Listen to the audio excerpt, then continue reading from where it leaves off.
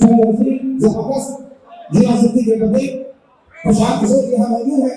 मैं बताना चाहता हूँ आपको, एक बात कैसे है कि उनका रूह जब बेदार होती है नौजवानों में, नजर आती है उसको अपनी मंजिल आसमानों में। दोस्तों, आज हमारे बीच आज इस सम्मेलन में जिस व्यक्तित्व को आजादी में पेश किया जा रहा है, मैं दिल के गहराइयों से एक कर्तव्य का हम सम्मान के साथ आजादी में पेश करते हुए ईश्वर के साथ बुलाना चाहता हूँ अपने धर्मराज के चले का वक्त रुके तो हाँ जैसा है, चले का वक्त रुके तो हाँ जैसा है, इस शख्स को तुम मेरे हो इच्छा जैसा है। ये शक्ति है प्रशांत किशोर की, और प्रशांत किशोर का प्रतिनिधित्व के रूप में खड़ा व्यक्ति जिसका नाम आफाक अहमद है, इस आफाक अहमद चंद्रकांत के धरती से बिलोंग करता है और चंद्रकांत से ये गरीब किसान के लिए को प्रशांत किशोर के जो कुवत और स्वागत है, वो जमानत है ईश्वर ने दिया है कि किसान के लिए को उन समय के अंदर लाके पहुंचाया।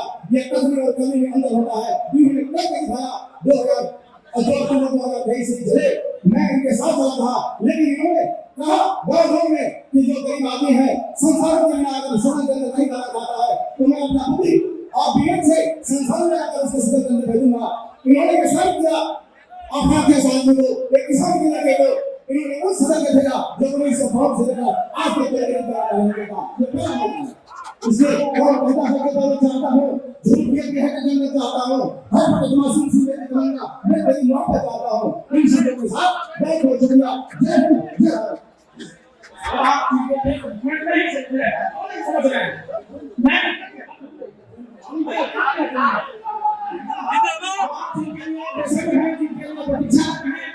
माननीय भारत के महान विज्ञान का कुशल चुनावी प्रबंधक सरस्वती के पुत्र जनहित की आकांक्षाओं के चांद माननीय प्रशांत किशोर जी को का स्वागत करने के लिए इस समारोह की अध्यक्षता कर रहे हैं आदरणीय संतोष बाबू जी से अनुरोध करूंगा कि आप हम भाषण देकर अपने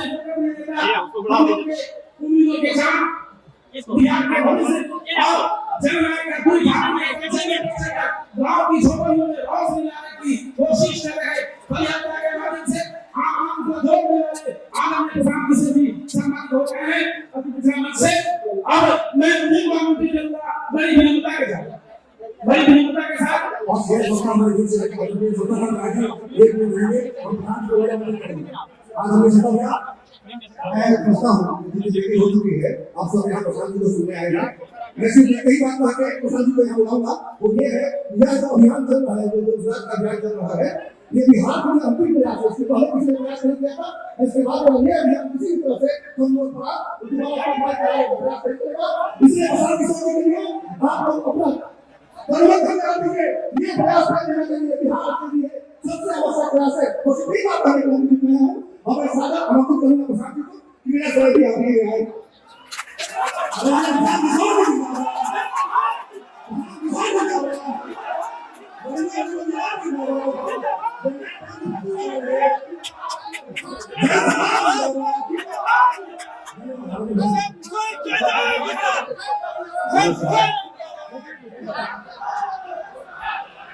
नमस्कार, आप सबका इस समारोह में स्वागत है। पिछले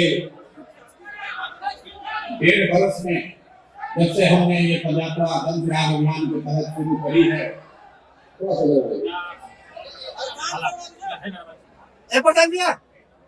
जब से पिछले 1.5 वर्ष से मैंने पदयात्रा शुरू की है, मैंने अभी तक किसी भी इस तरह के कार्यक्रम में हिस्सा नहीं लिया। प्रयास ये है कि जब तक पूरा बिहार हम लोग घूम न लें, गांव-गांव जाकर लोगों से मिल न लें, उनकी आशाओं की, उनकी अपेक्षाओं की का संकलन न कर लें, तब तक वापस आकर किसी बड़े मन से कोई बड़ी बात करना शायद ठीक नहीं है। आज जननायक कर्पूरी ठाकुर जी के शताब्दी समारोह को लेकर हमारे साथियों ने जो यहाँ कार्यक्रम आयोजित किया है, इसको लेकर मैंने पदयात्रा रोककर यहाँ आने का निर्णय किया है। मुझे आपसे कोई लंबी चौड़ी बात नहीं करनी है। मैं आप साथियों से आपके गांव, आपके प्रखंड, आपके जिलों में मिलता रहा हूँ। जिन जिलों में नहीं पहुंचे हैं वहां आकर मिलेंगे। 2-3 बात जो मेरा अपना अनुभव है आपसे साझा करना चाहता हूँ। आप आए हैं जननायक कर्पूरी जी का शताब्दी समारोह में, लेकिन आपको जननायक कर्पूरी ठाकुर से ज्यादा प्रशांत किशोर का जिक्र करने की इच्छा हो रही है। आपको जननायक कर्पूरी ठाकुर जी के फोटो को उठाना चाहिए, आप हमसे सेल्फी खिंचाने में लगे हुए हैं। आप अधिकार की बात कर रहे हैं और हमारे पीछे दौड़ने के लिए मरे जा रहे हैं। इसीलिए ये दुर्दशा, आप हमारे पीछे चल के कैसे अपना लाभ अपना फायदा कर सकते हैं।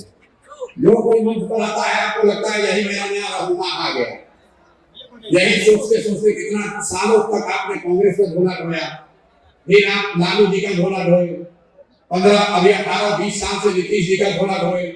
अब आपको लग रहा है कि कोई प्रशांत किशोर आकर आपकी जिंदगी को सुधार देगा। मेरे भाई, मैं हाथ जोड़कर आपसे कह रहा हूँ, मैं आपका रहनुमा नहीं हूँ, मुझ में वो ताकत नहीं है कि हम आपकी जिंदगी सुधार दें। ये जन सुराग बस वो विकल्प है, वो प्लेटफॉर्म है, आप में वो ताकत है। आपको अपने बच्चों के लिए खड़ा होना पड़ेगा, हम आपके पीछे चल सकते हैं। ये पहला ऐसा प्रयास है जिसमें हम आपको अपने पीछे चलने के लिए नहीं कह रहे हैं। आप पीछे चले, अलग अलग विचारधाराओं के पीछे चले, अलग अलग नेताओं के पीछे चले, जहां भी चले सब जगह आपको धोखा मिला। अगर हमारे पीछे चलिएगा तो यहाँ पर भी आपको धोखा मिलेगा। इसलिए मेरा आपसे आग्रह है, अनुरोध है, सुझाव भी है, किसी के पीछे मत चलिए, हमारे पीछे भी मत चलिए, आप आगे चलिए और धन स्वराज की जो व्यवस्था है, जो संसाधन है, जो हमारी ताकत है, उसको अपने पीछे लगाइए, सब आपका खराब होगा, सब आपकी समाज की तरक्की होगी।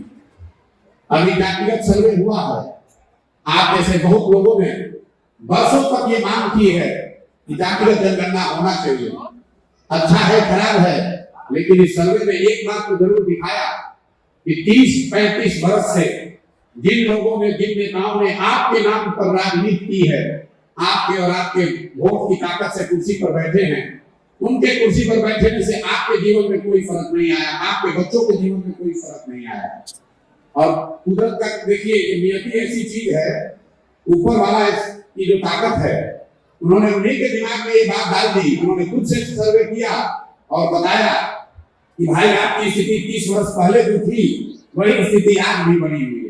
ये विवाद का विषय नहीं है। वो लोग जो आपका रहनुमा होने का दावा कर रहे हैं, जो आपका 30 वर्ष से वोट ले रहे हैं, उन्होंने खुद स्वीकार कर लिया अपने सर्वे से ही कि आपकी स्थिति में पिछले 30 वर्ष में कोई फर्क नहीं आया। तो मेरी अपनी समझ ये है कि अगर आप हमारे साथ चलिएगा तो भी आपकी स्थिति में कोई फर्क नहीं आएगा। आपकी स्थिति कब बदलेगी? जब आप अपने बच्चों के साथ चलिएगा, अपने बच्चों की लड़ाई लड़िएगा। और लड़ाई लड़ने का मतलब सिर्फ आरक्षण नहीं है। बहुत लोगों को लगता है, ज्यादातर ये जो जातिगत समीकरण बनाने वाले लोग हैं, हम लोगों ने 10 साल बहुत बड़े स्तर पर राजनीति को देखा है, ये आपको लगता है कि आरक्षण मिलने से सब कुछ हो जाएगा। एक आंकड़ा आपको दे रहा हूं, आपको याद रखिए। पूरे बिहार में चपरासी से लेकर मुख्य सचिव तक जितने लोग नौकरी, सरकारी नौकरी करते हैं, उन सब की संख्या को, अगर आप पिछड़ा, दलित, मुसलमान, सब की संख्या को अगर जोड़ दीजिएगा तो आपको पता चलेगा कि सिर्फ 1.57% मतलब 1.5% ही बिहार की आबादी सरकारी नौकरी करती है। 98% आबादी जो है उसको तो सरकारी नौकरी है ही नहीं। तो अगर आपको कोई आरक्षण का लाभ दे भी रहा है तो उसी 1.5% में तो आपको कुछ मिलना है। आपकी स्थिति तब सुधरेगी जब 100% आपको बच्चों को पढ़ाई की व्यवस्था की जाएगी, तब आरक्षण का लाभ आपको मिल सकता है। जब आपके बच्चे पढ़ ही नहीं रहे हैं तो आपको आरक्षण का लाभ मिलेगा कैसे? आप भागीदारी की लड़ाई लड़ रहे हैं, भागीदारी तो आपको मिल ही गई है। बिहार के गरीबों में सबसे बड़े भागीदार आप हैं। बिहार के अशिक्षित बच्चों में सबसे ज्यादा अशिक्षित बच्चे आपके समाज के लोग हैं। बिहार के भुखमरी के शिकार लोगों में सबसे बड़ी भागीदारी आपकी है।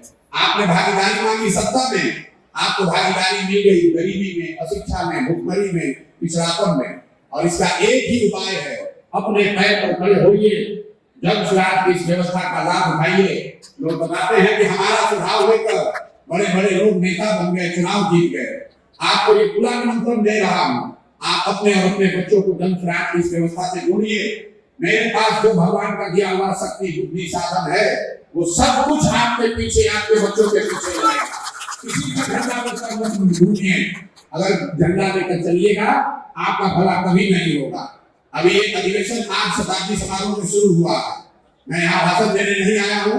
मेरी जो समझ है आपको सुझाव दे रहा हूँ, मानना नहीं मानना आपकी मर्जी है। ऐसे 10 अधिवेशन तो हर प्रमंडल में बिहार के ऐसे अधिवेशन कराए जाएंगे। मेरा प्रयास है कि व्यक्तिगत तौर पर जो जाकर मैं आपसे मिल रहा हूँ, सुन रहा हूँ, समझने का प्रयास कर रहा हूँ, उसके साथ साथ सामूहिक तौर पर आपके समाज के लोगों की आकांक्षाओं को, भावनाओं को समेट कर जो सुझाव हम लोग को मिलेगा, जब जब सुराज दल बने तो उस दल में आप झंडा उठाने वाला न बने, आपके सुझावों के आधार पर इस दल का संविधान बने, आपकी इसमें भागीदारी हो, हिस्सेदारी हो, आप प्रशांत किशोर के दल में शामिल होइए, उस दल को बनाइए जिसको आप अपने और अपने बच्चों के लिए बनाना चाहते हैं। एक ईंट प्रशांत किशोर की है, एक ईंट आप अपनी ओर से भी लगाइए और भरोसा रखिए। लोग बताते हैं कि पिछले 10 साल में मैंने जिसका भी हाथ पकड़ा है वो कभी चुनाव नहीं हारा है। अगर आपका भी हाथ पकड़े हैं और आप खड़े होइएगा, आपको भी हारने नहीं देंगे, ये भरोसा रखिए। हम उनमें से नहीं हैं जो चुनाव लड़ने के लिए लड़ता है, राजनीति करने के लिए राजनीति कर रहा है।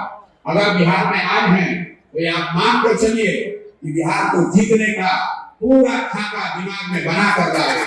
इसको जीतना कैसे है, जीतने के लिए कितनी ताकत लगानी पड़ेगी, कितना संसाधन लगाना पड़ेगा, कितना पसीना बहाना पड़ेगा, किनको साथ लेकर चलना होगा, ये सब कुछ सोच समझ कर आए हैं और पूरी तरीके से कृत संकल्पित हैं। जीवन के चाहे 2 वर्ष लगे या 5 वर्ष, इसको सुधार बगैर मानेंगे नहीं। अब तय आपको करना है, आप आइए, जुड़िए और अपने जीवन काल में अपने बच्चों की जिंदगी को बेहतर होते देखिए। और ये बेहतर प्रशांत किशोर के प्रयास से नहीं, अपने प्रयास से, अपनी ताकत से, अपने पुरुषार्थ से आप इसमें जुड़िए। मैं यही आपको कहने आया हूँ। जननायक कर्पूरी ठाकुर जी का आज शताब्दी समारोह के अवसर पर जो पार्टिसिपेट करने का मुझे अवसर मिला है, 2-3 बातें जो हमारे साथियों ने बताई है, उससे पहले भी आज पिछले 1.5 साल में पैदल चलते हुए हर गांव प्रखंड में मैंने कहा है कि पहली बार आप 2025 के चुनाव में देखेंगे, पहली बार किसी एक राजनीतिक प्लेटफॉर्म से कम 75 आपके समाज के लोग विधायक का चुनाव लड़ेंगे। कम से कम 75 आदमी चुनाव लड़ेगा और हमसे आपको दावा कर रहे हैं कि अगर जो दल और नेता आपका रहनुमा होने का दावा करता है, जरा उनसे पूछ लीजिए और उनको चुनौती भी दे रहा हूं, अगर उनमें दम है तो आपके 75 लोगों को लड़ा कर दिखाना। और ये टिकट देने की घोषणा नहीं है, ये टिकट देने की घोषणा नहीं है। आपके समाज के अगर 75 लोगों को लड़ाएंगे तो लड़ने की तैयारी भी कराएंगे, उसके पीछे लड़ने की पूरी सामर्थ्य की व्यवस्था कर देंगे। ये आपको आश्वासन देकर जा रहे हैं। कर्पूरी ठाकुर जी के जन्म शताब्दी के समारोह में एक और घोषणा मैं करना चाहता हूँ। मेरी समझ से किसी भी समाज के बेहतरी का सबसे ताकतवर और इफेक्टिव जरिया है शिक्षा। जनसुराज की तहत से इस वर्ष से, अभी से मार्च महीने के आगे से हर वर्ष 500 अति पिछड़ा समाज के बच्चों को जनसुराज अपने खर्चे पर, मेधावी छात्रों को पढ़ाने का खर्चा जनसुराज में दिया जाएगा। दल की ओर से मतलब करीब हर जिले से 10 से 12 मेधावी छात्रों को, जिसको आपकी मदद से कंपटीशन के आधार पर चुना जाएगा, उनको आगे पढ़ाने की, खासकर कॉम्पिटिटिव एग्जाम्स में, नौकरी के एग्जाम्स में उनको कोचिंग के लिए उनके पढ़ाई की व्यवस्था का पूरा खर्चा जनसुराज की ओर से उसको उठाया जाएगा। मेरा आपसे अनुरोध ये है, एक बार चाहे आधी प्लेट खाइए, लेकिन अपने बच्चों को पढ़ाने पर पैसा खर्च कीजिए। अपने बच्चों को जब तक आप पढ़ाएंगे नहीं, तब तक किसी भी हालत में, किसी भी व्यवस्था में आपका और आपके बच्चों की तरक्की नहीं हो सकती है, उनको आगे नहीं बढ़ सकते हैं। नेताओं का नारा लगाने से बात नहीं बनेगी। आपको अपने बच्चों के लिए खड़ा होना होगा, उनकी शिक्षा के लिए लड़ना होगा, प्रयास करना होगा, तभी ये स्थिति सुधरेगी। आप यहाँ आए, इतनी ठंड में चलकर आए, इसके लिए आपका तहे दिल से शुक्रिया अदा करता हूँ। बहुत बहुत धन्यवाद।